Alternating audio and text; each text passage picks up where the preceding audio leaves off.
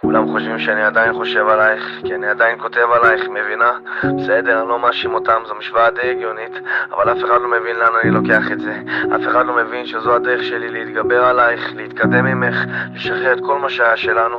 והיה לנו הרבה, והרבה ממה שנשאר אצלי היה שלנו, ולא לקחתי איתך כמעט כלום, אפילו את הגעגוע השארת לי. הוא לוקח את הזמן והוא מתעכב אצלי, בבוקר פתאום הוא נעלם, בלילה הוא מפתיע ולא עוזב אותי. בעצם הוא כבר לא מפתיע אותי, אני מחכה לו ער, שוכב על המיטה כמו שאז הייתי מחכה לך, זוכרת? ואז מה אם אני עדיין כותב עלייך? ואת יודעת מה, אולי גם לפעמים אני עדיין חושב עלייך, אבל זה הגיוני, מה לא? היית האהבה הכי גדולה שלי, הכי חזקה שלי, הכי משפיעה שלי, הכי מטלטלת שלי. והאמת, לא הכנתי את עצמי לרגע שאצטרך לעבור כל מיני שלבים כאלה בלעדייך. בהתחלה היה לי קשה, לא הייתי מסוגל לנתק את הלב שלי ממך, לא הייתי מסוגל לחשוב שלא תקשיבי לי יותר, שלא אנשום אותך יותר. וכמה כתבתי עלייך, כמעט הכל חשפתי. הטקסטים שלי הפכו להיות כמו פלסטרים על פצעים של אחרים, תחבושות ללבבות פצועים. אבל יש סיפורים שלא סיפרתי, ששמעתי אותם רק לעצמי. כי מה זה שווה לי אם את לא שומעת?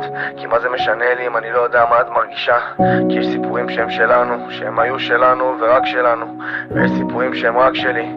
ויש רגעים שאני מת לספר לך עליהם, פשוט אני לא יודע אם באמת תקשיבי, למרות שאת חייבת. כי כולם חושבים שאני עדיין חושב עלייך, בגלל שאני עדיין כותב עלייך, מבינה?